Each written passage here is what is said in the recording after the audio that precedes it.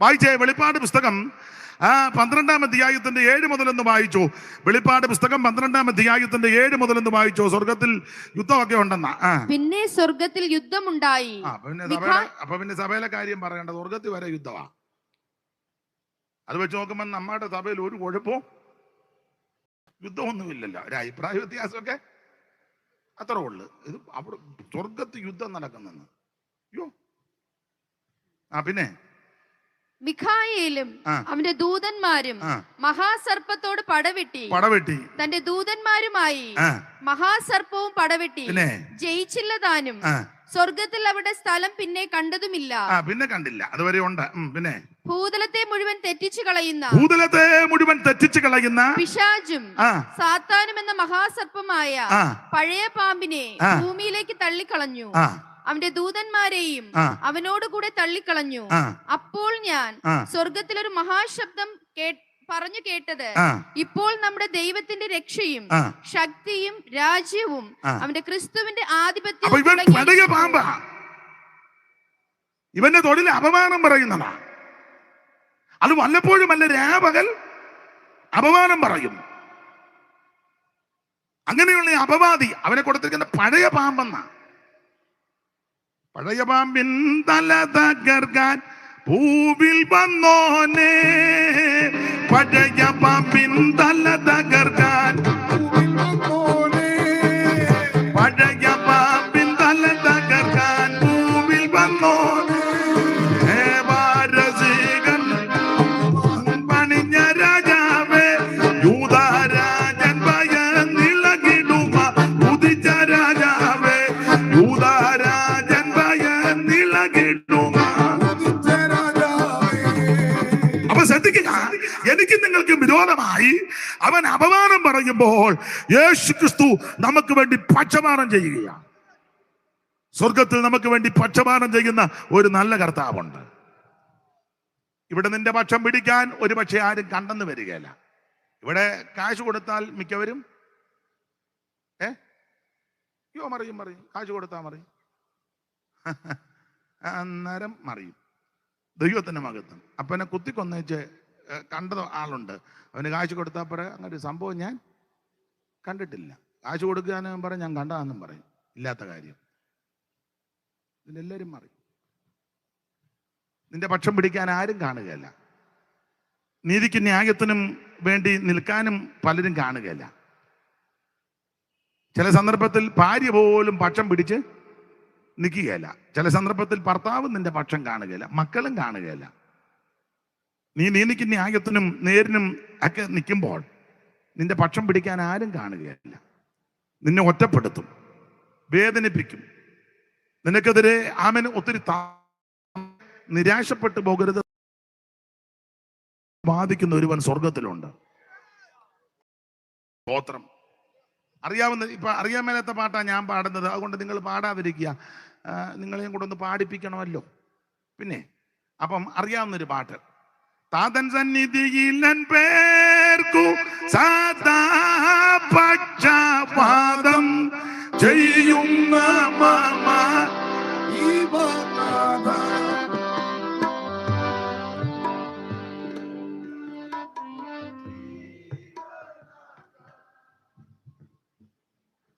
താതൻ സന്നിധിയിൽ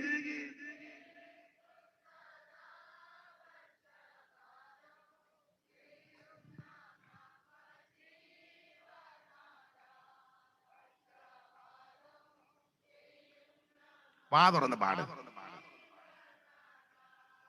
ആ കുറ്റം കൂടാതെ എന്നെ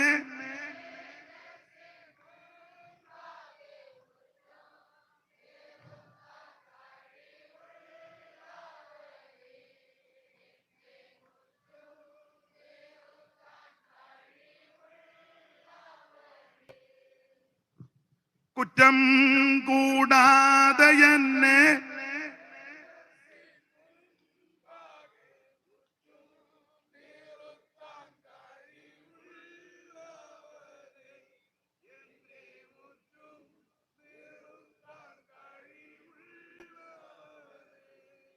മതി. അല്ല, നാം ഒന്നിച്ചല്ലേ ദൈവത്തെ മഹത്വപ്പെടുത്തണ്ടേ? ഇനി നമുക്ക് എല്ലാവർക്കും കൂടെ ഒന്നിച്ച് തദൻ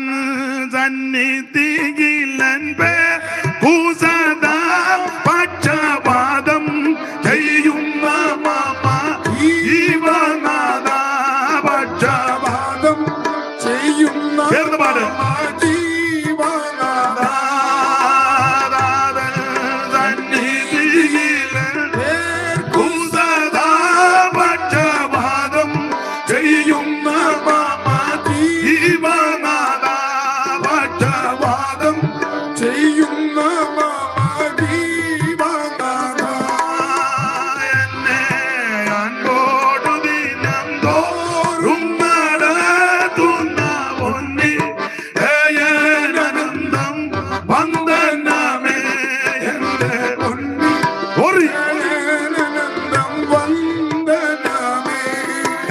ദൈവത്തെ സ്തുതിക്കാം.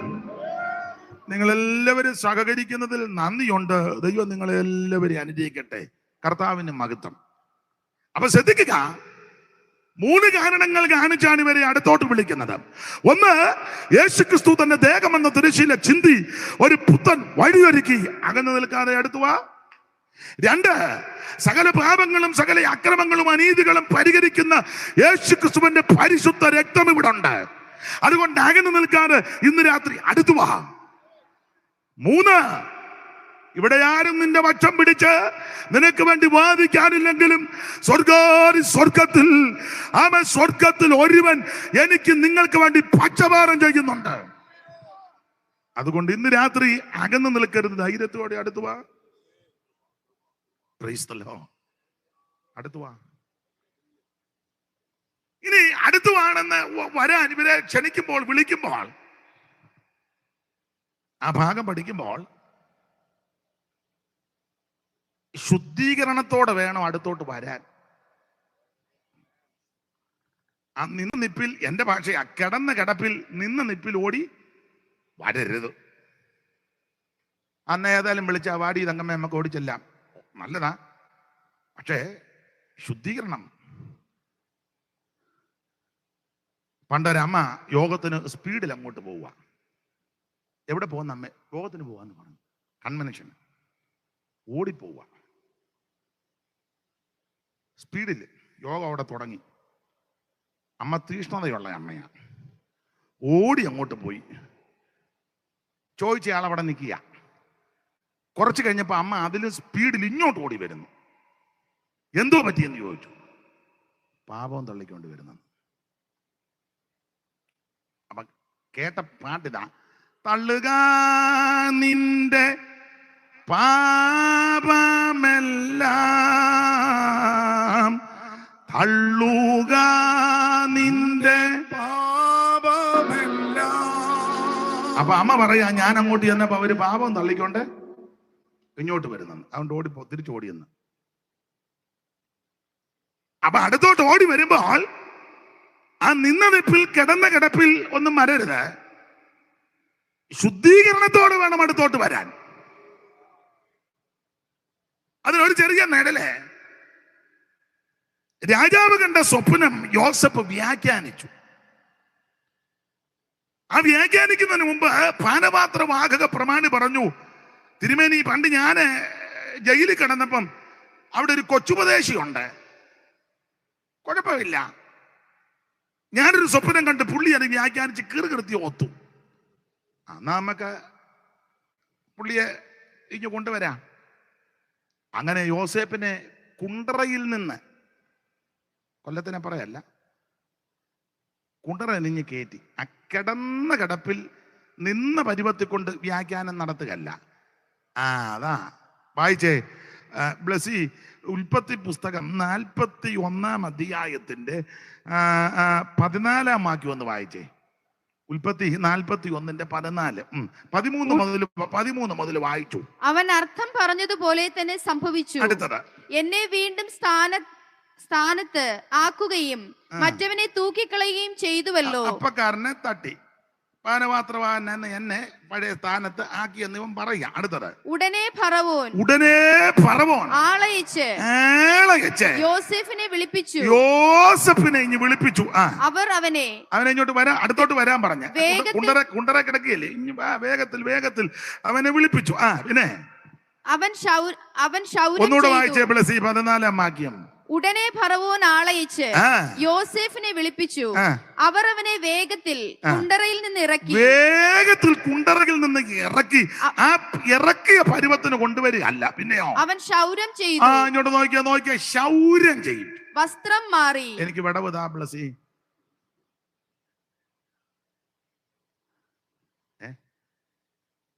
നന്നായിട്ട് വായിക്കുന്നുണ്ട്. നമ്മുടെ സഭയിലാണോ?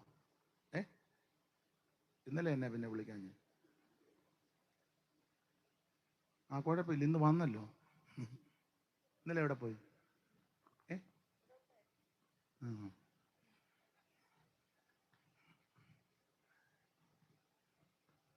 അപ്പോൾ അവർ അവരെ വേഗത്തിൽ കുണ്ടറയിൽ നിന്ന് ഇറക്കി. അവൻ ക്ഷൗരം ചെയ്തു. അത് അത്യാവശ്യമാ കേട്ടോ. മീശ വെക്കുകയോ വെക്കാതിരിക്കോ, ദീശ വെക്കുകയോ വെക്കാതിരിക്കോ, കുറഞ്ഞ പക്ഷം ഞായറാഴ്ചയെങ്കിലും നീ വൃത്തിയാക്കണം. അത് അങ്ങനെ തന്നെ. പിന്നെ കളവാന്നോ വേണ്ടേ? പിന്നെ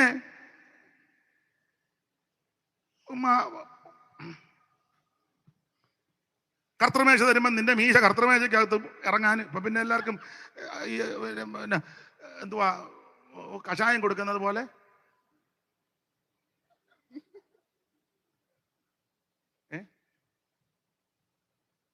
കുറഞ്ഞ മീശ അത് പിന്നത്തെ കാര്യം അവിടെ നിൽക്കട്ടെ. കുറഞ്ഞ പക്ഷം ഞായറാഴ്ചയെങ്കിലും അത് വൃത്തിയാക്കണം. താടിയുള്ളവര് അതൊക്കെ നല്ല വൃത്തിയാക്കണം. വലിയ കുഴപ്പമില്ല, അങ്ങനെ വേണം. അങ്ങനെ പറഞ്ഞേച്ചേ.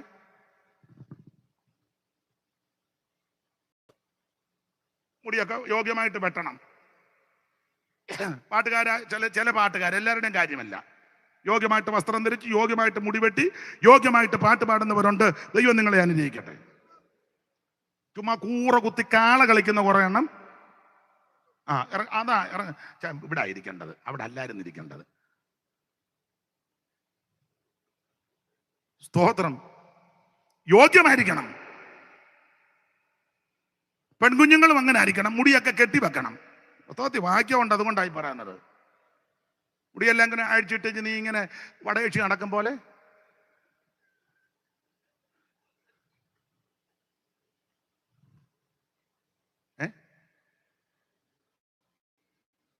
സിസ്റ്റർ സംഗീത ശുശ്രൂഷ. മുടി അടിച്ചിടുന്ന എന്തിനാന്ന് സംഖ്യാപുസ്തകത്തിൽ വാക്യമുണ്ട്. പ്രായമുള്ളത് ദൈവദാസന്മാർക്ക് അറിയാം എന്തിനാന്ന്, ഇല്ലേ? അടിച്ചിടുന്നതേ വീട്ടിൽ പോയിരുന്നു വായിക്കും. ഇപ്പൊ എന്നെ പറഞ്ഞ ഇങ്ങനെ ഇടുന്ന എന്തുവാന്നോ ഇങ്ങനെ എന്നതാ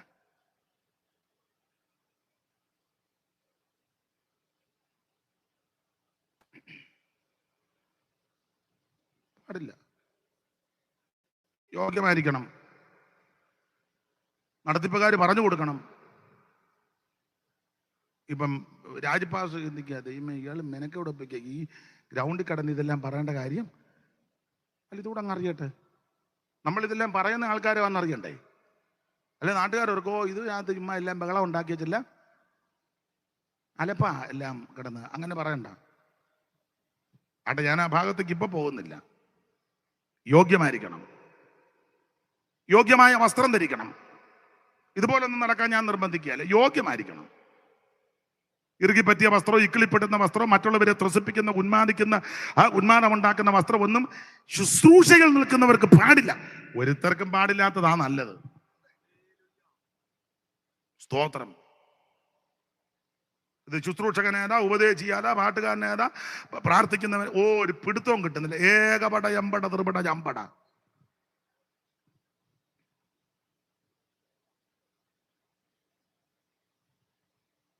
സ്തോത്രം. ഇപ്പൊ ഞാൻ അത്രോ പറഞ്ഞ് ഞാനങ്ങ് അടങ്ങുക. യോസേഫിനെ കുണ്ടറയിൽ നിന്നിറക്കി. ഒന്ന് അവനെ ശൗര്യം ചെയ്യിച്ചു, പിന്നെ വസ്ത്രം മാറി. വസ്ത്രമൊക്കെ മാറണം, പിന്നെ ഒരു ശുശ്രൂഷയ്ക്ക് പോവല്ലേ. ഇത് കാട്ടാക്കുസ്തിക്കാരൻ നിൽക്കും പോലെ യോഗം ലീഡിങ്ങനെ. ഇന്ന് രാത്രി പിന്നെ ഗുണ്ടയാണോ, മുച്ചീട്ട് കളിക്കാരനാണോ, ഉപദേശിയാണോ, മൂപ്പനാണോ, ആര് കണ്ട്?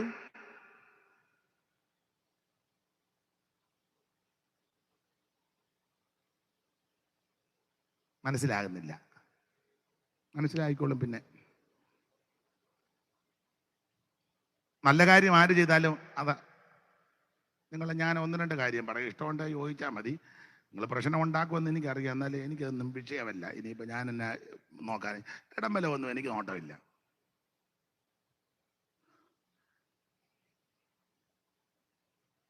മുസ്ലിം പള്ളിയിലെ ശുശ്രൂഷ ചെയ്യുന്നവരെ, അല്ലെങ്കിൽ ബാങ്ക് വിളിക്കുന്നവരെ, അല്ലെങ്കിൽ എനിക്കതിൻ്റെ പദങ്ങളൊന്നും അറിയത്തില്ല, അവിടെ ഉസ്താദോ തെറ്റരുത്,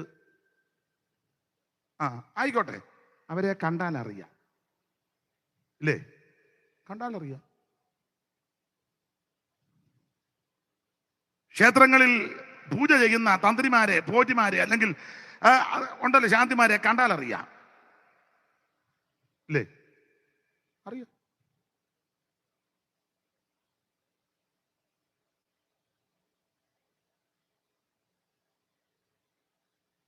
ഒരു സിഖുകാരൻ ഏത് രാജ്യത്ത് ചെന്നാലും അവനെ കണ്ടാലറിയാം. വിമാനത്തെ കയറിയാലും അറിയാം അവൻ ജബീന്ദർ സിംഗ് ആണ്. ലണ്ടനിൽ ചെന്നാലും അറിയാം, അമേരിക്ക ചെന്നാലും അറിയാം, ഇല്ലേ? ഒരു മുസ്ലിം മന്നനെ ഏത് രാജ്യത്ത് ചെന്നാലും അറിയാം, ഇല്ലേ? ഞാൻ ചിലപ്പോഴൊക്കെ വിമാനത്തിലൊക്കെ യാത്ര ചെയ്തിട്ടുണ്ട്. മുസ്ലിം സഹോദരിമാര് വിമാനത്തിലുണ്ടല്ലേ, അവരെ അറിയാം, കണ്ടാലറിയാം.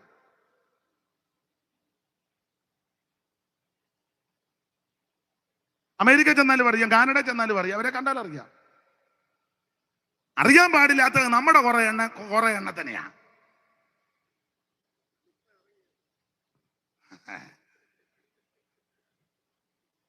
അല്ല, ഞാൻ തമാശ, പരമാർത്ഥമായ കാര്യമാണ് നീ പറയുന്നത്. ഇതൊക്കെ ഹൃദയത്തിൽ വേദനയുള്ളത് കൊണ്ടായി പറയുന്നത്. ദൈവത്തിന് മഹത്വം. എന്നെ കേൾക്കുന്ന പ്രിയപ്പെട്ടവരോട് പറയാം, നീ ഒരു ദൈവ പൈതലാ. നിന്റെ വാക്കിലും നടപ്പിലും പോക്കിലും പ്രകൃതിയിലും ഇടപാടിലും എല്ലാം ദൈവ പൈതലായി നന്നായിട്ട് ശോഭിച്ചു നിന്നോണം. സ്തോത്രം, സ്തോത്രം. കിടന്ന കിടപ്പിലല്ല യോസേഫിനെ കൊണ്ടുവന്നത്, ശൗര്യം ചെയ്യിപ്പിച്ച് വസ്ത്രമെല്ലാം മാറി. പിന്നെ ഫറവോന്റെ അടുക്കൽ ചെന്നു. അങ്ങനെ ചെന്ന ശുശ്രൂഷ ചെയ്യാൻ ചെല്ലുക. സ്തോത്രം. ശുശ്രൂഷയ്ക്ക് നിൽക്കുക. ചില വിവാഹ ശുശ്രൂഷയ്ക്കും ശവസംസ്കാര ശുശ്രൂഷയ്ക്കും ചിലർ നിൽക്കുന്ന കണ്ട നമ്മളോർക്ക് ഇതാരാ? പാഷ്. അതോ അതും പാഷ്. ഇതാണ്, ഇത് വേറെ പാഷ്. എല്ലാം പാഷ്.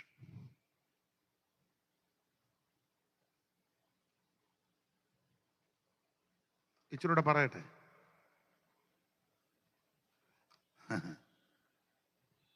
അവിടെ ആ ഭാഗം അങ്ങ് വിടുകയാ. അപ്പോൾ അടുത്തു വരുമ്പോൾ 3 കാരണം കാണിച്ചായി ഇവരെ വിളിക്കുന്നത്. ഒന്ന്, യേശുക്രിസ്തു തന്റെ ദേഹമെന്ന തിരശീല ചിന്തി ഒരു പുത്തൻ വഴിയൊരുക്കിയിരിക്കുന്നു. അകന്നു നിൽക്കരുത്, ധൈര്യത്തോടെ അടുത്തു വാ. 2, യേശുവിന്റെ പരിശുദ്ധ രക്തം ഇവിടെ വ്യാപരിക്കുന്നു, നിന്നെ ശുദ്ധീകരിക്കുന്ന രക്തം, അടുത്തു വാ. 3, നമുക്ക് വേണ്ടി പക്ഷപാതം ചെയ്യുന്ന ഒരുവൻ സ്വർഗത്തിലുണ്ട്, നീ അടുത്തു വാ. അടുത്തു വരുമ്പോൾ ശുദ്ധീകരണത്തോടെ അടുത്ത് വരണം. ആ കിടന്ന കിടപ്പിൽ, നിന്ന നിപ്പിൽ, ആ ഇരുന്ന 2 വിധത്തിലെ ശുദ്ധീകരണം.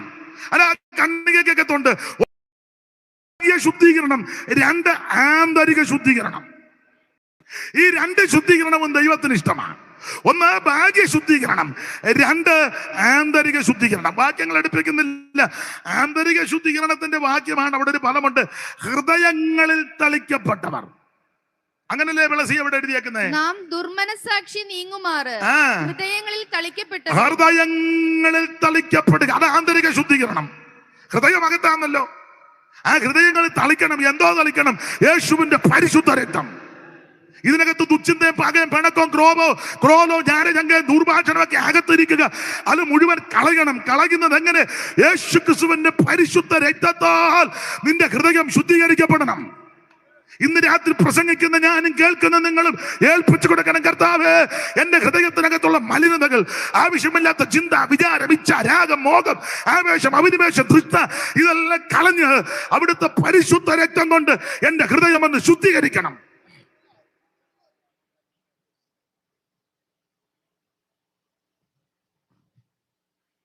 Price the lord, praise the lord. ശുദ്ധിക്കായി നീ യേശു സമീപേ പോയോ, ഉള്ളിച്ചോ കുഞ്ഞാട്ടിൻ രക്തത്തിൽ പൂർണ്ണ ശ്രേയം ഈ നിമിഷം തൻ കൃപാതന്നിൽ ശുദ്ധി ആയോ നീ, ഉള്ളിച്ചോ കുഞ്ഞാട്ടിൻ ആത്മശുദ്ധി നൽകും രക്തത്തിൽ ഹിമം പോലെ കളങ്കം പോലെ ആഞ്ഞി കുളിച്ചോ കുഞ്ഞാട്ടിൻ രക്തത്തിൽ.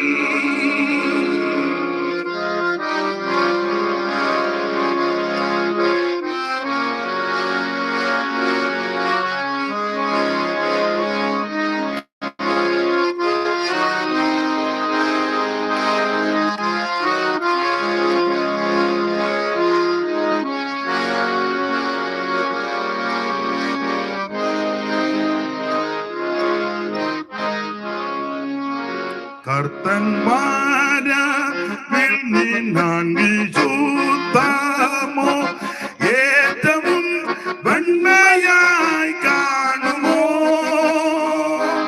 സ്വർഗ്ഗത്തിൽ വാസം ചെയ്തിടാൻ യോഗ്യ പാത്രമായി തീരുമോ അന്നാളിൽ,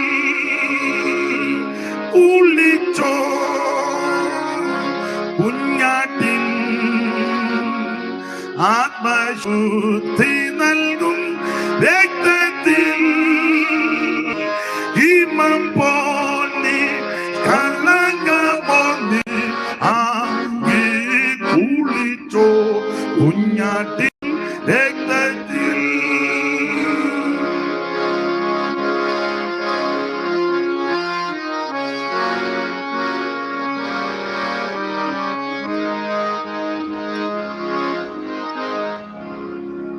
ഇന്ന് രാത്രി യേശുക്രിസ്തുവിന്റെ രക്തം, ആ രക്തത്താൽ ആന്തരിക ശുദ്ധീകരണം, അതാ ഹൃദയങ്ങളിൽ തളിക്കപ്പെടുക. യേശുവിന്റെ പരിശുദ്ധ രക്തം. ഇതിനകത്താ മുഴുവൻ കേസ് വിരിക്കുന്നത്. അത് മുഴുവനകത്ത് നിന്ന് കളഞ്ഞ് അവിടുത്തെ പരിശുദ്ധ രക്തത്താൽ തളിക്കപ്പെടണം. അത് ആന്തരിക ശുദ്ധീകരണം. അപ്പൊ ആന്തരിക ശുദ്ധീകരണത്തോടെ വേണം അടുത്തോട്ട് വരാൻ. പകയും വെച്ച് വരരുതെന്ന്, ദുശ്ചിന്ത വെച്ച് വരരുത്, ക്രോധവും കോപവും ഒന്നും വെച്ചോണ്ട് വരരുതെന്ന്, എല്ലാം കളഞ്ഞ് മാറ്റി പരിശുദ്ധ രക്തത്താൽ ഹൃദയങ്ങളിൽ തളിച്ച് ശുദ്ധീകരണത്തോട് ഇങ്ങോട്ട് വരണം. കാശ് മുടക്കൊന്നുമില്ല, പരിശുദ്ധ രക്തം കൊണ്ടാണ് നിന്നെ ശുദ്ധീകരിക്കുന്നത്, അല്ലാതെ ഭൗതിക വസ്തുക്കൾ കൊണ്ടല്ല. സ്തോത്രം. അപ്പൊ അത് ആന്തരിക ശുദ്ധീകരണം. 2, ഭാഗിക ശുദ്ധീകരണം. ആ ഭാഗ്യ ശുദ്ധീകരണത്തിന്റെ വാക്യം അവിടെ ഒരു പദമുണ്ട്, ബ്ലസി. ശുദ്ധവെള്ളത്താൽ ശരീരം കഴുകപ്പെട്ടവരുമായി. ശുദ്ധവെള്ളത്താൽ ശരീരം കഴുകപ്പെട്ടവരുമായി. പാസ്റ്ററുടെ മോളോ വല്ലോ ആണോ? അല്ല, നമ്മുടെ സഭയിലെയാ. കൃത്യത്തിനാ വായിച്ചു തരുന്നത്. പാസ്റ്റർമാർ പോലും വായിച്ച ഓ ദൈവം അനുഗ്രഹിക്കട്ടെ. ദൈവ കൃപയാ, എനിക്ക് വലിയ സഹായമാണ്. അപ്പൊ ശരി, ശ്രദ്ധിക്കുക. ശുദ്ധവെള്ളത്താൽ ശരീരം കഴുകപ്പെട്ടവർ. യേശുവിന്റെ രക്തത്താൽ ഹൃദയം ശുദ്ധീകരിക്കപ്പെടണം. അത് ആന്തരിക ശുദ്ധീകരണം. രണ്ട് ശുദ്ധീകരണം. ഭാഗ്യശുദ്ധീകരണമാണ് പറഞ്ഞിരിക്കുന്നത്. ശുദ്ധവെള്ളത്താൽ ശരീരം കഴുക എന്ന് പറഞ്ഞാൽ മിനറൽ വാട്ടർ ഉപയോഗിച്ച് കുളിക്കണമെന്നല്ല. ഇപ്പൊ അങ്ങനത്തെ ഒരു വെള്ളമൊക്കെ ഉണ്ടല്ലോ, എന്തുവാ കുപ്പിക്കകത്തേ, അതിന് പേരുമൊക്കെ ഉണ്ട്, എന്തുവാന്നോ എനിക്കറിയാൻ മേല.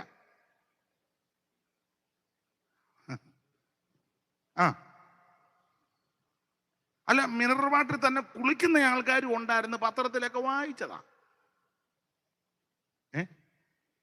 മിനറൽ വാട്ടറിൽ മാത്രമേ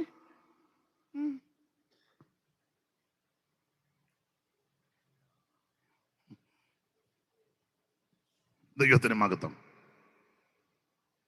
അപ്പോൾ ശുദ്ധവെള്ളത്താൽ ശരീരം കഴുകപ്പെടുക എന്ന് പറഞ്ഞാൽ ശുദ്ധീകരിച്ച വെള്ളം കൊണ്ട് അടിച്ചു നനച്ച് കുളിക്കണമെന്നല്ല. അവിടെ ശുദ്ധവെള്ളം എന്ന് ഉദ്ദേശിക്കുന്നത് ദൈവത്തിന്റെ വചനം. നമ്മളെല്ലാം ഒരു പാട്ട് പാടും. ആ പാട്ട് പാടുമ്പോൾ നിങ്ങൾക്ക് അറിയാം വചനമാണ്. ആ പാട്ടിന്റെ വരി ഇങ്ങനെ: പോഷിപ്പിക്കാം പത്യവചനമാം ശിരത്താലെന്നെ പോഷിപ്പിക്കാം പത്യവചനമാം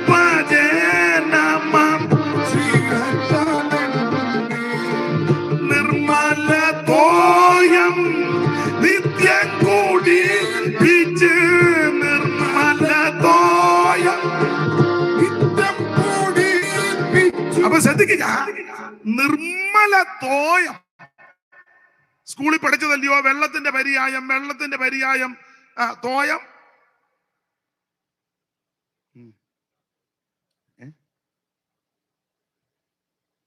സലിലം, തോയം, ജലം. മതി. അപ്പം തോയം വെള്ളം, നിർമ്മല തോയം, ആ വാക്യം ശുദ്ധവെള്ളം. നിക്കോദോമസിനോട് പറഞ്ഞല്ലോ, നീ വെള്ളത്താലും ആത്മാവിനാലും ജനിക്കണം എന്ന് പറഞ്ഞാൽ വചനമാകുന്ന വെള്ളം, ആ വെള്ളത്താൽ വീണ്ടും ജനനം. ദൈവവചനത്താൽ വീണ്ടും, കെടുന്ന ബീജം കൊണ്ടല്ല, കെടാത്ത ബീജം, അത് ദൈവവചനം. അപ്പൊ നിർമ്മല തോയം എന്ന് പറഞ്ഞാൽ ശുദ്ധവെള്ളം എന്ന് പറഞ്ഞാൽ മായമില്ലാത്ത ദൈവത്തിന്റെ വചനം. മായമില്ലാത്ത ദൈവവചനം പറഞ്ഞെങ്കിലേ ഭാഗ്യശുദ്ധീകരണം നടക്കൂ. ആന്തരിക ശുദ്ധീകരണം ദൈവം ചെയ്യുന്നതാണ്. നമ്മൾ ഏൽപ്പിച്ചു കൊടുക്കുമ്പോൾ ഭാഗ്യശുദ്ധീകരണം നമ്മളൂടെ കൂടെ ചെയ്യുന്നതാണ്. ദൈവം രാവിലെ ഇങ്ങോട്ട് ഇറങ്ങി തങ്കമ്മേ ബ്രഷും പേസ്റ്റ് കൊടുക്കുക, പല്ല് തേപ്പിച്ചു പോകാൻ പോവാ. ദൈവം ചെയ്യുകയല്ല. തല ഇങ്ങോട്ട് കാണിക്കുക, എണ്ണ വെച്ച് നിന്നെ കുളിപ്പിച്ചു പോകാൻ പോവാ. എനിക്ക് പറയാം മേരിയുടെ വീട്ടിലും പോകണം. ദൈവം പറയുകയല്ല, അത് തങ്ക തന്നെ ചെയ്യണം. ഭാഗ്യശുദ്ധീകരണം ഇതെങ്ങനെയായി? ഭാഗ്യശുദ്ധീകരണം മായമില്ലാത്ത ദൈവത്തിന്റെ വചനം, കലർപ്പ് കൂടാതെ നിർമ്മല വചനം, കൂട്ട് ചേർക്കാതെ, മായം ചേർക്കാതെ, പണം നോക്കാതെ, മുഖം നോക്കാതെ, ആള് നോക്കാതെ, പൊസിഷൻ നോക്കാതെ നിർമ്മല വചനം പറയണം. അത് സൂപ്രണ്ട് ഇരുന്നാലും പറയണം, ഓവർസീർ ഇരുന്നാലും പറയണം, പ്രസിഡന്റ് ഇരുന്നാലും പറയണം. നാളെ വിളിക്കോ വിളിക്കാതിരിക്കോ അത് നാളത്തെ ദിവസം നമുക്കുള്ളതല്ല, അത് ദൈവത്തിന്റെ കയ്യിലിരിക്കുന്നതാണ്. കസാര തരുവോ തരികയല്ല, കസാര ഇല്ലെങ്കിൽ നമ്മളൊരു കസാര ഉണ്ടാക്കിക്കൊണ്ടങ്ങ് പോയേക്കണം. ഇപ്പൊ അങ്ങനത്തെ കസാരയൊക്കെ കൊണ്ടുപിടിച്ച് മടക്കി ബാഗിനകത്ത് വെക്കാം. ആര് തന്നില്ലേ ഒരു മൂലയിലോട്ടിട്ട് അവിടെ കയറി ഇരുന്നേക്കണം, പോരാന്നെടുത്ത് മടക്കി ബാഗിനകത്ത്, അങ്ങനത്തെ കസാരയൊക്കെ കിട്ടും.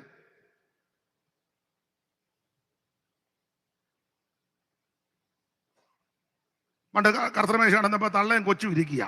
കർത്തമേശ തള്ളയ്ക്ക് കൊടുത്തു, കൊച്ചെടുക്കാൻ വന്നപ്പോൾ ഉപദേശിച്ച് കൊടുത്തില്ല. ഉടനെ തള്ള പറഞ്ഞു, വാവച്ചേ നിനക്ക് ഞാൻ മേടിച്ച ഇയാൾ തന്നാ ഇച്ചിരി തരുവോളെന്ന്.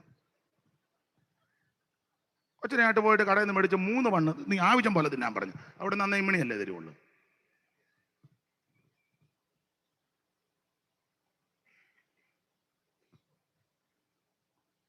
അപ്പൊ ശ്രദ്ധിക്കേണ്ട കാര്യം ഭാഗ്യശുദ്ധീകരണം അത് ദൈവത്തിന്റെ വചനത്താല എന്ന് പറഞ്ഞാൽ, ഞാൻ ഇനി കർത്തൃദാസന്മാരോടും കൂടെ പറയാം, നിങ്ങൾ അങ്ങനെ ചെയ്യുന്നവരാ എങ്കിലും ഓർപ്പിക്കട്ടെ, ഓരോരുത്തരുടെ മുഖം നോക്കരുത്.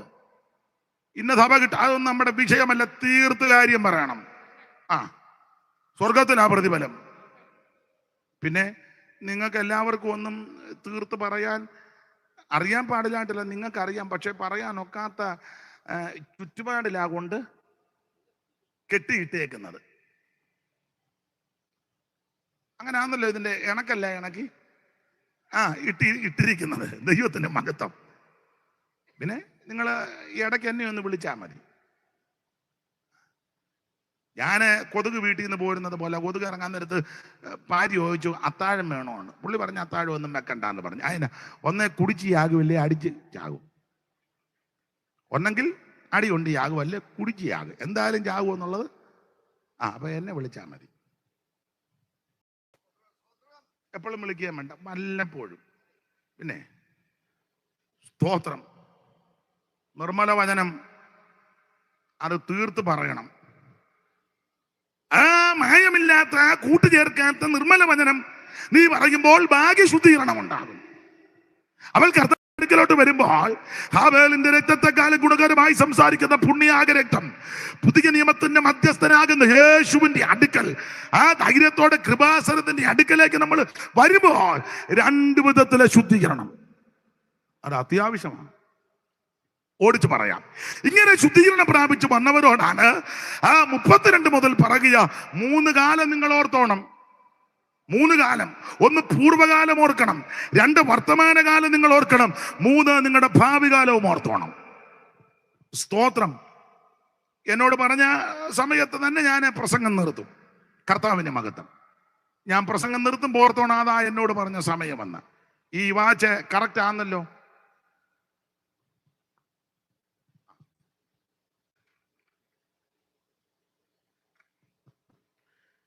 അപ്പോൾ ശ്രദ്ധിക്കുക, 3 കാലം. 1 പൂർവ്വകാലം ഓർക്കണം. എന്തുവായി എബ്രായ വിശ്വാസികളുടെ പൂർവ്വകാലം? ഇന്നലെ ഞാൻ പറഞ്ഞല്ലോ, ഇവര് പൂർവ്വകാലത്ത് തീക്ഷണതയോടെ ഈ മാർഗത്തിന് വേണ്ടി കഷ്ടം സഹിച്ചവരാ. 32-ാം വാക്യത്തിൽ 1-2 കാര്യങ്ങൾ എടുത്തിട്ടുണ്ട്. പൂർവ്വകാലം എങ്ങനെയായിരുന്നു വായിച്ചേ ബലസി? 32-ാം വാക്യം 10:32. എന്നാൽ നിങ്ങൾ പ്രകാശനം ലഭിച്ച എന്ന് പറഞ്ഞാൽ നിങ്ങൾ രക്ഷിക്കപ്പെട്ടതിന്റെ ആ കാലമാണ്.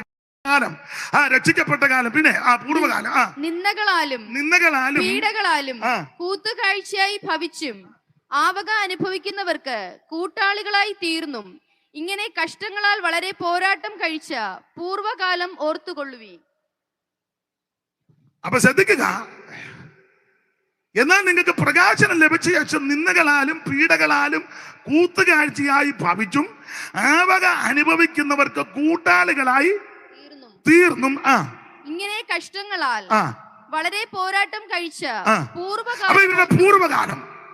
ഇവര് കഷ്ടതയുടെ നീച്ചുളയിൽ കൂടിയായി വിശ്വാസത്തിന് വേണ്ടി നിന്ന അപമാനം, ആക്ഷേപം ഇതെല്ലാം സഹിച്ചായി ഇവർ വിശ്വാസ മാർഗത്തിന് നിന്നത്. അങ്ങനെ നിന്ന ദൈവമക്കൾ ഇതിനകത്തുണ്ട്. നിന്ന് സഹിച്ചവർ ഇതിനകത്തുണ്ട്. കഷ്ടം സഹിച്ചവർ ഇതിനകത്തുണ്ട്. ആക്ഷേപങ്ങളും അപമാനങ്ങളും കേട്ടവർ ഇതിനകത്തുണ്ട്. അങ്ങനെ ആ വിശ്വാസത്തിന് വേണ്ടി നിന്നത്. നമുക്ക് മുൻപുള്ള അനേക കോടി വിശുദ്ധന്മാർ ഈ വിധത്തിലാണ് നിന്നത്. അവരെ ക്ഷീണിച്ചില്ല, തളർന്നു പോയില്ല, മാർഗത്തെ ദുഷിച്ചില്ല. ആ മനുഷ്യ തല ഛേദിക്കുമ്പോഴും ഗളച്ഛേദം നടത്തുമ്പോഴും യേശുവിനെ ഉയർത്തിയാ മരിച്ചത്. കേരളത്തിലെ പെന്തിക്കോസിന്റെ ആരംഭകാലമൊക്കെ പഴയ ആൾക്കാർ പറഞ്ഞു കേട്ടിട്ടുണ്ട്.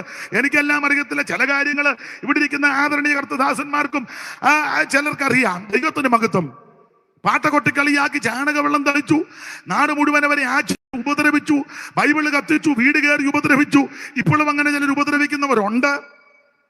ഇതുപോലെ കൺവെൻഷൻ നടക്കുമ്പോൾ ട്യൂബലൈറ്റ് അടിച്ചു പൊട്ടിക്കുക, എന്തെല്ലാം പ്രശ്നങ്ങള്, ഉപദ്രവങ്ങള്, അടി, എന്തെല്ലാം പ്രശ്നങ്ങൾ. പക്ഷെ അവരെല്ലാം ധൈര്യത്തോടെ നിന്നു. അവരുടെ പ്രാർത്ഥന സ്വർഗം കേട്ടു. അവരുടെയൊക്കെ പ്രാർത്ഥനയും കൂടാ ഞാൻ നിങ്ങൾ ഈ മാർഗത്തിൽ വന്നത്. Price the Lord. നമ്മുടെ മെച്ചം കൊണ്ടൊന്നും വന്നതല്ല, നമ്മുടെ വിശേഷത കൊണ്ടും വന്നതല്ല, കൃപയാല്. അപ്പൊ പൂർവ്വകാലം ഒന്ന് ഓർക്കണം. നമ്മൾ അനുഭവിച്ച ആത്മീക അനുഭവങ്ങൾ. ഇവർ രക്ഷിക്കപ്പെട്ട് വന്നപ്പോൾ, നമ്മൾ രക്ഷിക്കപ്പെട്ട് വന്നത്തെ കാലം ഒന്ന് ഓർത്ത്. എന്തോ തീക്ഷണതയാ. അന്നത്തെ കൈയടി, പാട്ട്, പ്രാർത്ഥന, യോഗം, കൂട്ടായ്മയ്ക്കുള്ള വരവ്, പോക്ക്, ഇരിപ്പ്. അയ്യോ, ഒരു ഹല്ലേലൂയ പറഞ്ഞാൽ അങ്ങ് വെള്ളറടെ കേൾക്കാം. ഇപ്പൊ ഒരു സ്തോത്രം പറഞ്ഞ അടുത്തിരിക്കുന്ന പുള്ളി പോലും കേൾക്കില്ല. സൈക്കിളിന്റെ കാറ്റ് പോകും പോലെ പരുവക്കേടായി.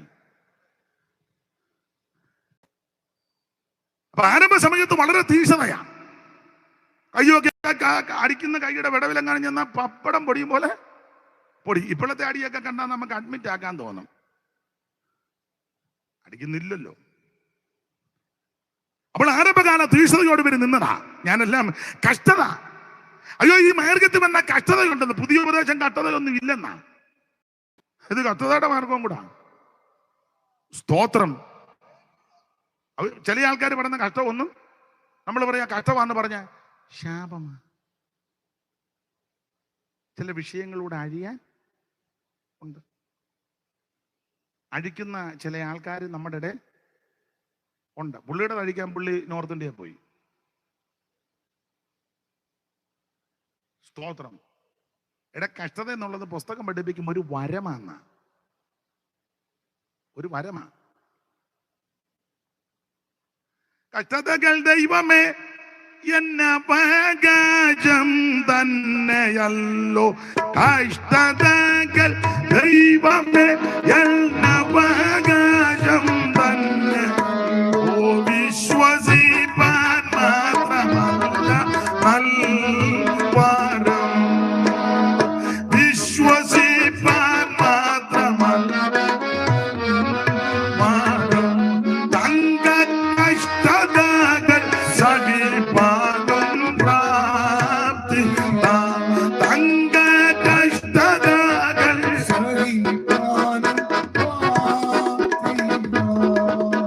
അപ്പോൾ തങ്ക കഷ്ടത ഇതൊരു വരമാണ്. യേശു പഠിപ്പിച്ചല്ലോ, ലോകത്ത് നിങ്ങൾക്ക് കഷ്ടമുണ്ടെങ്കിലും ധൈര്യപ്പെടുവീൻ. അതാ പൂർവ്വകാലം. കഷ്ടതയുടെ ആക്ഷേപം നിന്ന അപമാനമൊക്കെ സഹിച്ചാ നിന്നത്. അതൊന്നും നിങ്ങൾ മറക്കരുത്. ഇനി കുറച്ചുകൂടെ പുറകോട്ടിറങ്ങിയാൽ പൂർവ്വകാലം അല്ല, രക്ഷിക്കപ്പെടുന്നതിന് മുമ്പ് ദൈവത്തെ അറിയാതിരുന്ന ഒരു കാലം. അത് ഗലാത്യ ലേഖനം 4-ാം അധ്യായത്തിന്റെ 8 മുതൽ പൗലോസ് പറയുന്നുണ്ടല്ലോ, ദൈവത്തെ അറിയാതിരുന്നൊരു കാലം. എന്നാൽ അന്ന് നിങ്ങൾ ദൈവത്തെ, ഗലാത്യ ലേഖനം 4-ാം അധ്യായത്തിന്റെ 8 മുതൽ വായിച്ചാട്ടെ ആ ദൈവത്തിന്റെ മഹത്വം. എന്നാൽ അന്ന് നിങ്ങൾ ദൈവത്തെ അറിയാതെ സ്വഭാവത്താൽ ദൈവങ്ങളല്ലാത്തവർക്ക് അടിമപ്പെട്ടിരുന്നു. ഇപ്പോഴോ ദൈവത്തെ അറിഞ്ഞും വിശേഷാൽ ദൈവം നിങ്ങളെ അറിഞ്ഞുമിരിക്കെ നിങ്ങൾ പിന്നെയും ബലഹീനവും ദരിദ്രവുമായ ആദ്യ പാഠങ്ങളിലേക്ക് തിരിഞ്ഞ് അവയ്ക്ക് പുതുതായി അടിമപ്പെടുവാൻ ഇച്ഛിക്കുന്നത് എങ്ങനെ? നിങ്ങൾ ദിവസങ്ങളും മാസങ്ങളും കാലങ്ങളും ആണ്ടുകളും പ്രമാണിക്കുന്നു. ഞാൻ നിങ്ങൾക്ക് വേണ്ടി അധ്വാനിച്ചത് വെറുതെയായി എന്ന് ഞാൻ ഭയപ്പെടുന്നു. നിങ്ങൾ ഇപ്പൊ ചിന്തിച്ചത് ഞങ്ങൾ എന്തോ പറഞ്ഞെന്നാ. ബാക്കിയൊന്നും നിങ്ങൾ ശ്രദ്ധിച്ചില്ല. അവരതാ ചിന്തിച്ച്. എന്തുവാ പ്രസംഗം നിർത്താനാണോ മറ്റോ ഉപദേശി പറഞ്ഞേ? അതോ ഇനി എന്തുവാ പറഞ്ഞത്? പറയാം. ഈ വായിക്കുന്ന ബ്ലസ്സി നേഴ്സിംഗ് കോളേജിൽ പഠിപ്പിക്കുന്നതാന്നാ പറഞ്ഞത് അല്ലേ? ഏത് കോളേജ്? മേഴ്സി കോളേജോ? മൈക്ക് കൂടെ പറ, എല്ലാരും കേക്കട്ടെ. PRS nursing college. അതെവിടാ? ആ, പഠിപ്പിക്കുക. ദൈവം അനുഗ്രഹിക്കട്ടെ. അതാ ഞങ്ങൾ പറഞ്ഞത്. ഇനിയിപ്പോ ഇങ്ങോട്ട് ശ്രദ്ധിക്കും. അല്ല, ഇനിയും പോകുന്ന വഴി അതെല്ലാം ചിന്തിച്ചോണ്ട് എന്തോ പറഞ്ഞിട്ടുണ്ട് കേട്ടോ. അല്ലേ ആ പാസ്റ്റർ പറയുമെന്ന് എനിക്ക് അച്ഛനെ പറ്റി വേണേൽ ചിലപ്പോൾ ചിന്തിക്കും. പുള്ളിയുടെ ഇരിപ്പ് കണ്ടപ്പോഴേ അറിഞ്ഞു പുള്ളി എന്തോ അത് അല്ലെ തെറ്റിദ്ധാരണ, അച്ഛനെ പറ്റിയും തെറ്റിദ്ധാരണ വരും. അത് ക്ലിയർ ആക്കിയതാ. സ്തോത്രം. അല്ല എന്തുവാ പറഞ്ഞെന്ന് അവർക്കേ. പിന്നെ നമ്മുടെ ആൾക്കാരാ നല്ല. അപ്പൊ ശ്രദ്ധിച്ചേ, ഇനി 8-ാം വാക്യം മുതൽ വായിച്ച എന്നാൽ അന്ന് നിങ്ങൾ ദൈവത്തെ അറിയാതെ സ്വഭാവത്താൽ ദൈവങ്ങളല്ലാത്തവർക്ക് അടിമപ്പെട്ടു. ഇപ്പോഴോ ദൈവത്തെ അറിഞ്ഞും വിശേഷാൽ ദൈവം നിങ്ങളെ അറിഞ്ഞിരിക്കെ എന്ന് പറഞ്ഞാൽ അന്ന് ദൈവത്തെ അറിയാതെ, സത്യദൈവം ഏതാണെന്നറിയാതെ നമ്മൾ അവിടെ ഇവിടെ വിരഞ്ഞോടി. എന്നാൽ യേശുക്രിസ്തു സത്യദൈവമാണ്, നിത്യദൈവമാണ്, ഏകദൈവമാണ്, സാക്ഷാദൈവമാണെന്ന് അറിയുവാൻ ദൈവം നമുക്ക് ഭാഗ്യമൊരുക്കി. അങ്ങനെ ഈ കൃപയിൽ വന്നു. ആ കൃപയിൽ വന്നപ്പോൾ നിന്ദകളും പോരാട്ടങ്ങളും പീഡകളും കഷ്ടതകളുമുണ്ട്. അതൊന്നും നിങ്ങൾ മറക്കരുത്. അനുഭവിച്ചതൊന്നും മറക്കരുത്. അതൊക്കെ ഓർത്ത് ദൈവത്തെ സ്തോത്രം ചെയ്യണം. പൂർവകാലം ഓർക്കണം. 2 വർത്തമാനകാലം. എന്തുവാ ഈ വർത്തമാനകാലം? വർത്തമാനകാലത്ത് അങ്ങയുടെ ധൈര്യം ചോർന്നു പോകരുത്. നിങ്ങളുടെ ധൈര്യം ചോർന്നു പോകരുത്. അതെന്താ അങ്ങനെ? ധൈര്യം ചോർന്ന് പോകത്തക്ക വിധത്തിലുള്ള വിഷയങ്ങളാ കാണുകയും കേൾക്കുകയും ചെയ്യുന്നത്. കേരളം ആര് ഭരിച്ചാലും നിങ്ങളുടെ ധൈര്യം ചോർന്നു പോകരുത്. ഇന്ത്യ മഹാരാജ്യം ആര് ഭരിച്ചാലും നമ്മുടെ ധൈര്യം ചോർന്നു പോകരുത്. ഏത് രാഷ്ട്രീയ കക്ഷികൾ ഭരിക്കുന്നു അതൊക്കെ ദൈവത്താൽ നടക്കട്ടെ. നിങ്ങൾക്ക് ഇഷ്ടപ്പെട്ട പാർട്ടിക്ക് നിങ്ങൾ വോട്ട് ചെയ്തു. ഞാൻ ആരുടെ മറ്റാവൊന്നുമല്ല. അത് അവനവന്റെ വ്യക്തി സ്വാതന്ത്ര്യമാണ്. അത് പൗരാവകാശമാണ്. കേന്ദ്രത്തിൽ മോദി ഭരിക്കുന്നെങ്കിൽ ഭരിക്കട്ടെ. അതല്ല എല്ലാവരുടെ കൂടി ഇനി വേറെ ഭരണം വരുന്നെങ്കിൽ വരട്ടെ. രാഹുൽ ഗാന്ധി ആ കയറുന്നെങ്കിൽ കയറട്ടെ. എനിക്കിതൊന്നും വിഷയമല്ല. മമത വരുന്നെങ്കിൽ വരട്ടെ. വലിയ മമത ഇല്ലെങ്കിലും ആരേലും വരട്ടെ.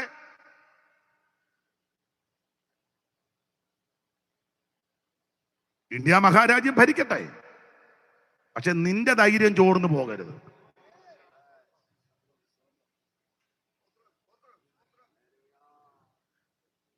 കോൺഗ്രസിന്റെ ഭരണം കൊണ്ടോ ബിജെപിയുടെ ഭരണം കൊണ്ടോ RSSോ ബജരംഗ് അങ്ങനെയൊക്കെ ഉണ്ടല്ലോ, കമ്മ്യൂണിസ്റ്റുകാരോ CPMോ CPIയോ ഇനി മുസ്ലിം ലീഗോ ആര് വേണേലും ഭരിക്കട്ടെ, നമ്മുടെ വിഷയം അതല്ല.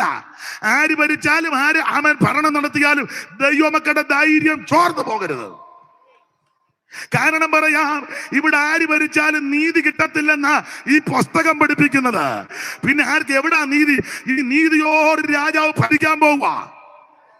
നീതിയുള്ളവൻ ഭരിക്കും. അന്ന് മാത്രമേ ശരിയായ നീതി കിട്ടൂ. നീതിക്കായി മഷിക്ക തന്റെ വഴിയൊരുക്കുമ്പോൾ നീതി കേടി വഴികളെ നശിപ്പിച്ചിടുമേ. നീതിക്കായി മഷിക്ക തന്റെ വഴിയൊരുക്കുമ്പോൾ നീതി കേടി വഴികളെ നശിപ്പിച്ചിടുമേ.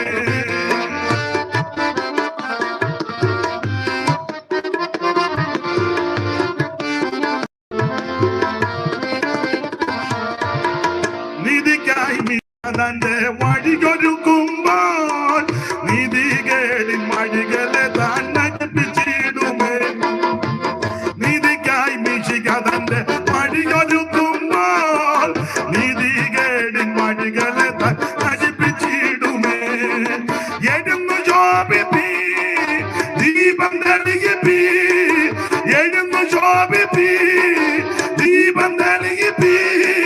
പറന്നു പോവാൻ കാലം അടുത്തു വരുന്നിതാ, വാനിൽ പറന്നു പോവാൻ കാലം അടുത്തു വരുന്നിതാ.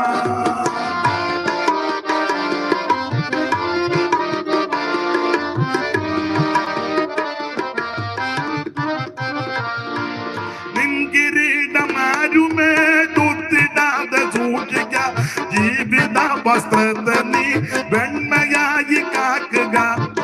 നിൻകിരീടമാരുമേ തുത്തിടാതെ സൂക്ഷിക്ക, ജീവിത വസ്ത്രത്തെ നീ വെണ്മയായി കാണുക. എഴുന്നു ശോഭിപ്പി ദീപം തെളിയിപ്പി, എഴുന്നു ശോഭിപ്പി ദീപം തെളിയി. ഓ പറന്നു പോവാൻ കാലം അടുത്തു വരുന്നിവ, വാനിൽ പറന്നു പോവാൻ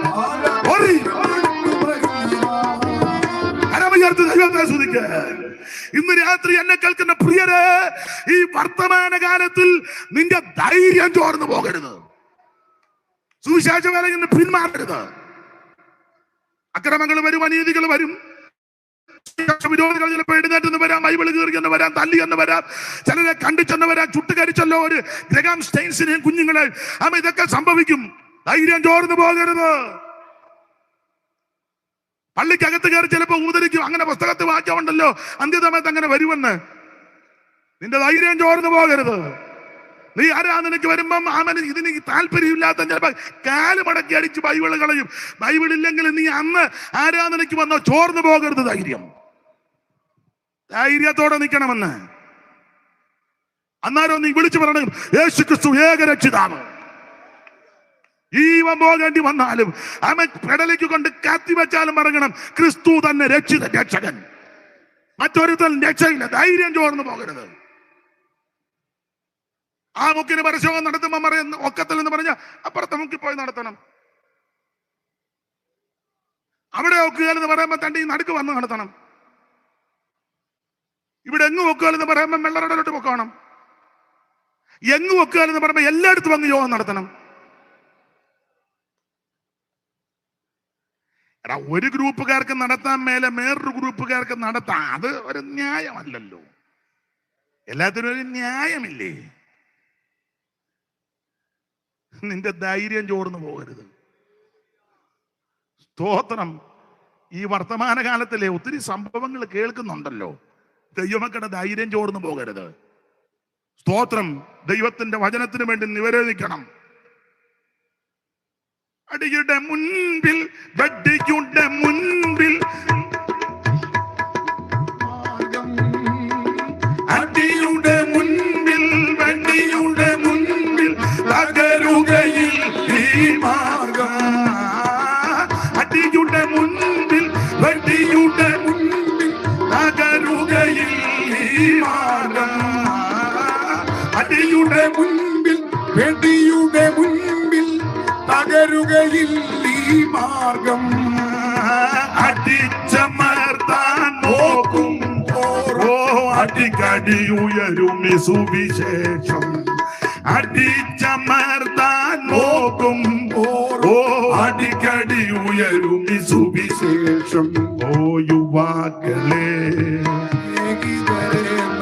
യേശുവിനായി പോരുക. വചനം എന്ന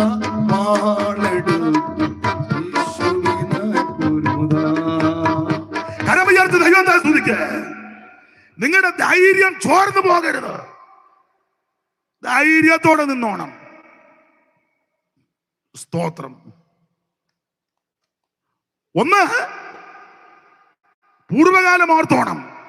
നീ കഷ്ടതയും ബുദ്ധിമുട്ടും ഞെരുക്കവും ആക്ഷേപവും നിന്നെ സഹിച്ച ഈ മാർഗത്തിന് വേണ്ടി നിന്നത് മറക്കരുത്. രണ്ട്, നിന്റെ ധൈര്യം ചോർന്നു പോകരുത്. അതാ വർത്തമാനകാലം. പിന്മാറരുത്, ക്ഷീണിക്കരുത്, തളർന്നു പോകരുത്. തളർന്നു പോകാഞ്ഞാൽ നാം തക്ക സമയത്ത് കൊയ്യും. ക്ഷീണിക്കരുത്. മറ്റുള്ളവർ അംഗീകരിക്കാതിരിക്കോ, കേൾക്കാതിരിക്കോ, പക്ഷെ നീ യേശുവിനെ വെളിപ്പെടുത്തണം. നിന്റെ ധൈര്യം ചോർന്നു പോകരുത്. ഇതാരെ നിർബന്ധിച്ച് സമ്മർദ്ദം ചെലുത്തി ഒന്നും എടുക്കുന്ന മാർഗമല്ല. നീ രക്ഷിക്കപ്പെട്ടോണോ ഇല്ല, ഞാൻ ഇപ്പൊ ശരിയാക്കും, അങ്ങനൊന്നും അല്ല. ഇത് കാര്യം പറഞ്ഞു കൊടുക്കുക, നിനക്ക് ഇഷ്ടമുണ്ടാ കേട്ടാ മതി. അത്രേ ഉള്ളു. ചെവിയുള്ളവൻ കേൾക്കട്ടെ. അങ്ങനെ ആ പുസ്തകത്തിലെ വാക്യം. സ്തോത്രം. പറയേണ്ട കാര്യം നമ്മുടെ ധൈര്യം ചോർന്നു പോകരുത്. മൂന്ന്, ഭാവികാലം. അതുകൂടെ പറഞ്ഞങ്ങ് നിർത്തുക. 37 വാക്യം എന്തോ ഭാവികാലം. ഇനി എത്രയും അല്പകാലം കഴിഞ്ഞിട്ട് വരുവാനുള്ളവൻ വരും. അതാ നമ്മുടെ ഭാവി. താമസിക്കുകയുമില്ല. ഇനി എത്രയും അല്പകാലം കഴിഞ്ഞിട്ട് വരുവാനുള്ളവൻ വരും. എന്തിനാണെന്നറിയാമോ? തനിക്കായി കാത്തു നിൽക്കുന്നവരുടെ രക്ഷയ്ക്ക്. ഈ അപമാനവും നിന്നെ ആക്ഷേപവും ഒക്കെ സഹിച്ച് ധൈര്യം ചോർന്നു പോകാതെ ഈ മാർഗത്തിന് വേണ്ടി മാനസാന്തരപ്പെട്ട് രക്ഷിക്കപ്പെട്ട് ആ പിതാവിന്റെയും പുത്രന്റെയും പരിശുദ്ധാത്മാവിന്റെ നാമത്തിൽ വെള്ളത്തിൽ മുങ്ങി സ്നാനപ്പെട്ട് വേർപാട് പാലിച്ച് ആത്മസ്നാനം പ്രാപിച്ച് തിരുമേശയെടുത്ത് കൂട്ടായ്മ ആചരിച്ച് പ്രാർത്ഥന കഴിച്ച് അപ്പോസ്തലിക ഉപദേശത്തിൽ നിലനിന്ന് അനുദിനം മാനസാന്തരപ്പെട്ട് ലോകത്തിൽ നിന്നുള്ളതായതിന്റെ പലതിന്റെയും വേർപാട് പാലിച്ച് കർത്താവിന്റെ വരവനായി കാത്തിരിക്കുന്ന വിശുദ്ധന്മാരെ ചേർക്കാൻ യേശു വീണ്ടും വരും. അതാ നമ്മുടെ ഭാവി പ്രത്യാശ. അതാ ഭാവി കാലം. യേശു വീണ്ടും വരും. അതിനൊത്തിരി തെളിവുണ്ട്. ഏറ്റവും വലിയ തെളിവ് യേശു പറഞ്ഞേച്ചാ പോയത്. വേറെ എന്നാ തെളിവാ? യേശു പറഞ്ഞതല്ലേ ഏറ്റവും വലിയ ഉറപ്പ്. യേശു പറഞ്ഞു, നിങ്ങളുടെ ഹൃദയം കലങ്ങരുത്. ദൈവത്തിൽ വിശ്വസിക്കണം, എന്നിലും വിശ്വസിക്കണം. എൻ്റെ പിതാവിൻ്റെ ഭവനത്തിൽ അനേകം വാസസ്ഥലമുണ്ട്. ഇല്ലെങ്കിൽ ഞാൻ നിങ്ങളോട് പിന്നെ ഞാൻ നിങ്ങൾക്ക് സ്ഥലം ഒരുക്കാൻ പോവാ.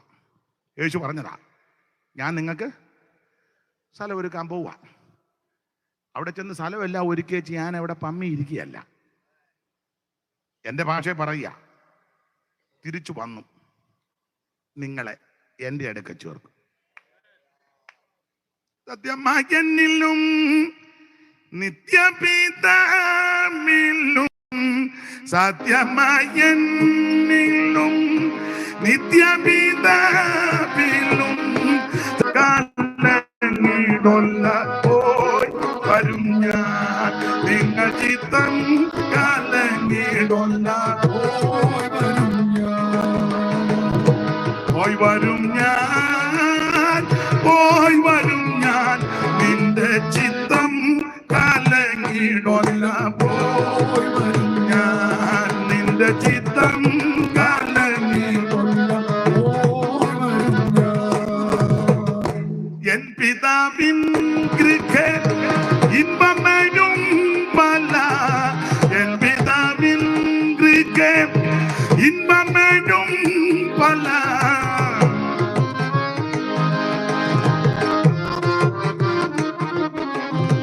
എൻ പിതാവിൻ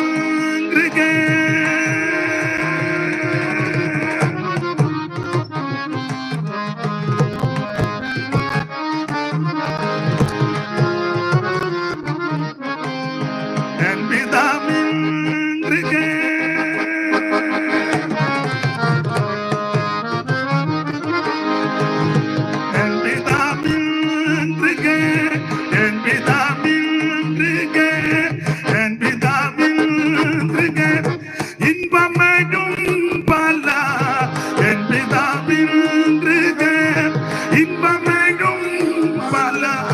സമൃദ്ധ പാപനങ്ങൾ ഉണ്ടതിനാൽ വേഗം സമൃദ്ധ പാപനങ്ങൾ ഉണ്ടതിനാൽ വേഗം ചിത്തം കലങ്ങിടൊല്ല പോയി വരും ഞാൻ നിന്റെ ചിത്തം കലങ്ങിടൊല്ല പോയി വരും ഞാൻ പോയി വരും ഞാൻ പോയി വരും ഞാൻ നിന്റെ ചിത്തം കലങ്ങിടൊല്ല പോയി വരും ഞാൻ നിന്റെ ചിത്തം കലങ്ങിടൊല്ല പോയി വരും ഞാൻ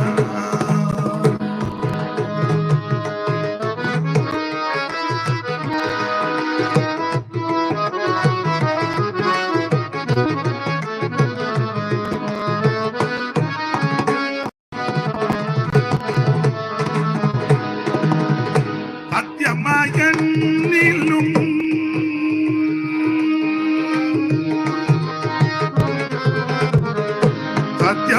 സത്യമായെന്നിലും സത്യമായെന്നിലും സത്യമായെന്നിലും നിത്യപിതാവിലും സത്യമായെന്നിലും നിത്യപിതാവിലും സത്യമായി വിശ്വസിപ്പിൽ സന്തതവും നിങ്ങൾ സത്യമായി വിശ്വസിപ്പിൽ സന്തതവും നിങ്ങൾ ചിത്തം കലങ്ങിടൊല്ല വരും ഞാൻ നിന്റെ ചിത്തം കലങ്ങിടൊല്ല പോയി വരും ഞാൻ പോയി വരും ഞാൻ നിന്റെ ചിത്തം കലങ്ങിടൊല്ല പോയി വരും കരമുയർത്തി ദൈവത്തെ സ്തുതിച്ചാട്ടെ. അപ്പൊ യേശുക്രിസ്തു വീണ്ടും വരും. അതാണ് നമ്മുടെ ഭാവി പ്രത്യാശ. ഇനി എത്രയും അല്പകാലം കഴിഞ്ഞിട്ട് വരുവാനുള്ളവൻ അരി മേളിലോട്ട് നോക്കി ഇപ്പം വരുമെന്നാണ്. അതാണ് നമ്മുടെ പ്രത്യാശ. സ്തോത്രം. മേളിലോട്ട് നോക്കുന്നു വന്നോ എന്നാ നമ്മളെല്ലാരും പോവില്ലയോ? സ്തോത്രം. യേശു വീണ്ടും വരും. നിങ്ങളുടെ ഹൃദയം കലങ്ങരുത്, തളർന്നു പോകരുത്, മടുത്തു പോകരുത്, ക്ഷീണിച്ചു പോകരുത്. യേശു വീണ്ടും വരും. ഒരിക്കൽ വന്നു. എന്തിനാ? മനുഷ്യവർഗത്തിന്റെ പാപത്തിന് പരിഹാരം വരുത്തുവാൻ. അതല്ലേ 9-ാം അധ്യായത്തിന്റെ 26 വായിച്ചാട്ടെ. എബ്രായ ലേഖനം 9:26. ഒരിക്കൽ വന്നത് പാപപരിഹാരം വരുത്താൻ. അങ്ങനെയായാൽ ലോകസ്ഥാപനം മുതൽ അവൻ പലപ്പോഴും കഷ്ടം അനുഭവിക്കേണ്ടിയിരുന്നു. എന്നാൽ അവൻ ലോകാവസാനത്തിൽ സ്വന്തയാഗം കൊണ്ട് പാപപരിഹാരം വരുത്തുവാൻ ഒരിക്കൽ പ്രത്യക്ഷനായി. ഒരിക്കൽ പ്രത്യക്ഷനായവൻ ഇനി രണ്ടാമത് പ്രത്യക്ഷനാകും. 9:28 വായിരേ. ക്രിസ്തുവും അങ്ങനെ തന്നെ അനേകരുടെ പാപങ്ങളെ ചുമക്കുവാൻ ഒരിക്കൽ അർപ്പിക്കപ്പെട്ടു. തനിക്കായി കാത്തു നിൽക്കുന്നവരുടെ രക്ഷയ്ക്കായി അവൻ പാപം കൂടാതെ രണ്ടാമതും പ്രത്യക്ഷനാകും. 9:26 ഒരിക്കൽ പ്രത്യക്ഷപ്പെട്ടു. ആ പാപപരികമേർത്തി സ്വർഗത്തിൽ പോയി. ഇനി രണ്ടാമത് പ്രത്യക്ഷപ്പെടും. അതാ നമ്മുടെ ഭാവി പ്രത്യാശ. അതാ ഭാവി കാലം ഓർക്കാൻ പറഞ്ഞത്. യേശു വീണ്ടും വരും. ഏറ്റവും വലിയ ഉറപ്പ് യേശു പറഞ്ഞേച്ചാ പോയത് പോയിച്ചു വരാന്ന്. ഇന്ന് വരെ ഒരൊറ്റ കുഞ്ഞുങ്ങൾ പോയത് തന്നെ പറഞ്ഞില്ലല്ലോ. പിന്നല്ലേ പോയിച്ചു വരാന്ന് പറയാന്നെ. അപ്പച്ചൻ എങ്ങനെയാ പോയത്? എന്തേലും പറഞ്ഞോ? ഇല്ല, കണ്ണ് മറഞ്ഞായിരുന്നു. ആരുണ്ടായിരുന്നു അടുത്ത്? ഞങ്ങളെല്ലാവരും അടുത്തുണ്ടായിരുന്നു. തങ്കമ്മേന്ന് വിളിക്കാൻ തങ്കേന്ന് വിളിക്കാൻ ചുണ്ടും നാക്കും തിരിഞ്ഞ ഒന്നും പറഞ്ഞില്ലേ അപ്പച്ച? ഇല്ല, കണ്ണിൽ കൂടാ ജീവൻ പോയത്. പിന്നെ മൂക്കിന്റെ 2 തുള എന്തിനാ? ഇതൊക്കെ പോകേണ്ട തലത്തൂടെ പോകണം. അപ്പച്ചൻ പോയ ചരിത്രം ഒന്നും പറയാതിരിക്കുന്നതാ. യേശു അങ്ങനല്ല പോയത്. യോ എൻ്റെ ദൈവമേ, മരിക്കുന്നതിന് മുന്നേ മിക്കപ്പോഴും പറഞ്ഞായിരുന്നു ഞാൻ മരിക്കുമെന്ന്. മരിക്കുന്ന വിധവും പറഞ്ഞേച്ചാ പോയത്. ക്രൂശിക്ക് വന്ന് എല്ലാം പറഞ്ഞേച്ചാ പോയത്. എന്നെ ക്രൂശിക്കും, ക്രൂശിച്ച് കഴിഞ്ഞാൽ 3 ദിവസം കഴിഞ്ഞ് ഞാൻ ഉയർക്കും. ഇതൊക്കെ ജീവിച്ചിരിക്കുമ്പോഴേ പറഞ്ഞേച്ചാ പോയത്. അല്ലാതെ ആരും കാണാതെ ഉണ്ടയിട്ട് പോയ ആളൊന്നും അല്ല യേശു. മരിച്ചു കഴിഞ്ഞ് ഉയർത്ത് അരുമ ശിഷ്യന്മാർക്കെല്ലാം പ്രത്യക്ഷപ്പെടുകയും ചെയ്തു. അല്ലാതെ പമ്മി അതിലെല്ലാം നടക്കുകയല്ലായിരുന്നു. അല്ലെങ്കിൽ പപ്പച്ചനാന്നാ തോന്നുന്നത്. കാണാൻ ചെന്ന പപ്പച്ചൻ പോയി. കോഴി കണ്ടമാനം കൊക്കുന്ന അപ്പച്ചൻ വന്നെന്നാ. അപ്പച്ചൻ എന്തിനാ കോഴിക്കോടിൻ്റെ അവിടെ വരുന്നത്? മുട്ട എടുക്കാനോ? യേശു എല്ലാവരും കാണുക, ശിഷ്യന്മാർ കാണുക.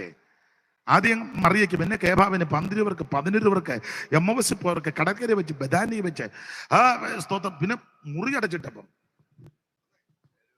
എനിക്ക് പാട്ടൊക്കെ വരുന്നുണ്ട്. വാതിലടച്ചിരിക്കെ മധ്യത്തിലെ ശുഭനാജ്ഞ നൽകി, അഞ്ചിടാതെ നിങ്ങൾ ധൈര്യപ്പെട്ടിടുവിൻ, എന്നും ഞാൻ കൂടെയുണ്ട്. സ്വർലോകരാജൻ, സ്വർലോകരാജൻ, സ്വർലോക. അത് നേരമില്ല. അപ്പോൾ അവർക്കെല്ലാം പ്രത്യക്ഷപ്പെട്ട് ഒടുവിൽ ഇവരെയെല്ലാം ബദാന്യോളം കൂട്ടിക്കൊണ്ടുപോയി അന്ത്യകൽപ്പന കൊടുത്ത് നോക്കി നിൽക്കുമ്പോൾ അവിടുന്ന് സ്വർഗത്തിലേക്ക് പോയി. ശിഷ്യന്മാർ ഇമ വെട്ടിക്കാറ് നോക്കി നിൽക്കുമ്പോൾ യേശു സ്വർഗത്തിലേക്ക് പോയി. സ്തോത്രം. മേഘം വന്ന് മൂടി മറച്ചു. അപ്പോൾ പോയിട്ട് വരുമെന്ന് യേശു പറഞ്ഞു. 2 ദൂതന്മാര് പറഞ്ഞു.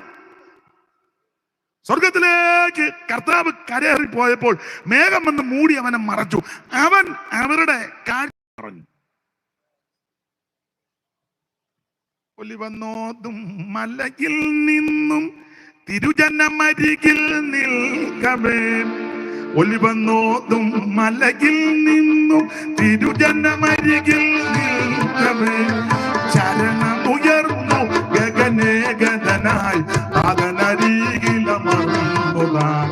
ചരണമുയർന്നു ഗഗനേഗതനായി അതനരികിലമർന്നുതാ.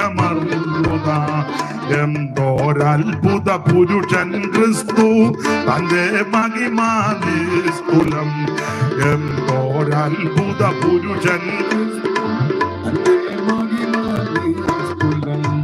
ഇത്ര മകാനായ ഉത്തമനാകും ഒരുത്തനെ ഉലകിൽ കാണുമോ?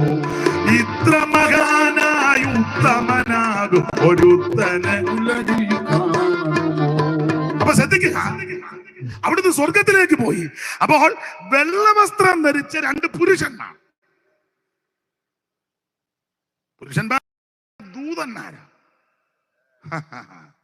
അവര് വന്ന് ചോദിക്കുക, ഗലീല പുരുഷന്മാരെ, നിങ്ങൾ എന്തിനാ ഈ ആകാശത്തോട്ട് പിന്നെ നോക്കി നിൽക്കുന്നത്? നിങ്ങളെ വിട്ട് സ്വർഗാരോഹണം ചെയ്ത ഈ യേശു പോയതുപോലെ തിരിച്ചു വരും. നമ്മുടെ വായു പ്രത്യാശ അതാ, ഉറപ്പാ. ദൂതന്മാര് 2 പേര് പറഞ്ഞത് നടക്കുകയല്ലേ? പിന്നെ 6-ാം മാസം ഗബ്രിയേൽ നസറേത്തിൽ ഒരു ദൂതനാവെന്ന് പറഞ്ഞ മറിയെ, നീ ഗർഭവതിയാകും, നീ ഒരു കൊച്ചിനെ ഉദരത്തിൽ വഹിക്കും, ആ കുഞ്ഞിനെ പ്രസവിക്കും, അവന് യേശു എന്ന് പേര് വെക്കുന്നു. യോസഫിനോടും എല്ലാം പറഞ്ഞു. ഒരു ദൂതനാവെന്ന് പറഞ്ഞ് ആ ഒരു ദൂതൻ പറഞ്ഞ കാര്യം സൂക്ഷം സമയമായപ്പം നടന്നു. അങ്ങനെയാണെങ്കിൽ പോയപ്പൻ 2 ദൂതനാ പറഞ്ഞത്. പോയതുപോലെ വരും. ഒരു ദൂതൻ പറഞ്ഞ കാര്യം നടക്കുമെങ്കിൽ 2 ദൂതൻ പറഞ്ഞ കാര്യം കാണിച്ചമായിട്ട് നടന്നിരിക്കും. സ്തോത്രം, സ്തോത്രം. നമ്മുടെ പ്രത്യാശ യേശു വീണ്ടും വരും.